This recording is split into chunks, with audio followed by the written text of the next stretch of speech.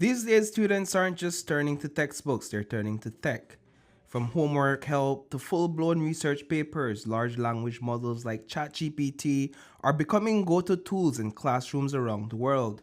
But while technology is opening new doors for learning, it's also raising some big questions. How do educators strike the right balance between embracing innovation and ensuring academic integrity? Lee McLaughlin, who teaches anthropology and geography online at Florida International University, is one of the many educators navigating this new digital frontier. In 2022, bang, all of the language started changing and becoming more homogeneous. All the answers kind of started sounding the same. And I was working with the professors there, and we were starting to say, well, something happening here. And obviously, paying attention to what's happening in the news.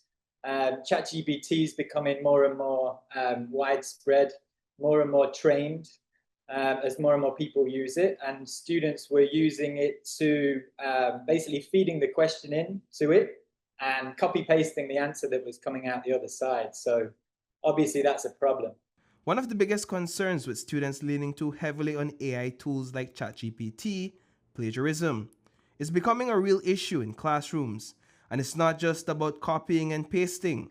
As the program coordinator for criminal justice at Gillen University points out, when students rely entirely on large language models, they miss out on building the critical thinking and writing skills they need to succeed, not just in school, but in life. When you enter the workforce, if you kind of shortchange yourself in terms of your viability in the workforce, because you're cheating yourself out of those skill sets that you would have developed if you did it correctly.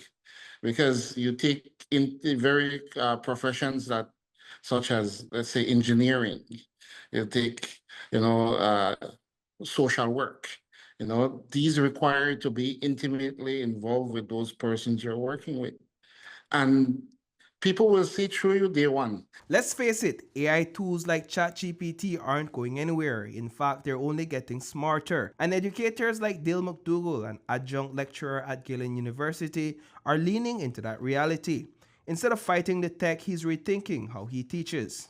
Teachers are now required to try to think out of the box. How is it that we can have students use AI as a tool rather than a replacement? And I have my own mechanisms that I use for my courses. For example, I start off with different types of assessments to determine students' writing styles early in the term. If we suspect that they are just copy pasting, some of the measures that we take is we'll ask them for a one-on-one meeting and ask them to verbally express why they've written what they've written. Sure, AI in the classroom is shaking things up, but educators aren't backing down. In fact, many are stepping up, becoming part-time tech experts just to keep pace. Still, there's a growing call for clearer guidelines and more open conversations about how tools like ChatGPT should be used in schools.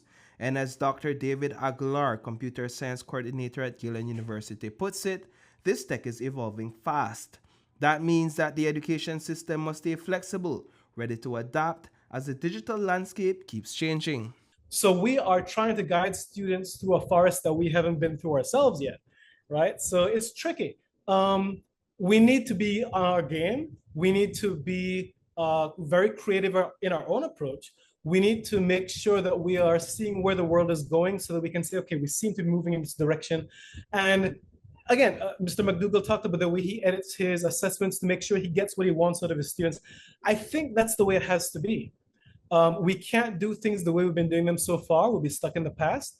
We can't jump too far ahead of the technology might go in a direction we didn't expect. And so we have to sort of be adaptive.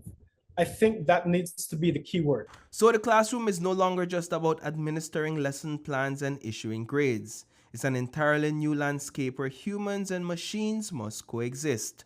Reporting for News 5, I am Paul Lopez.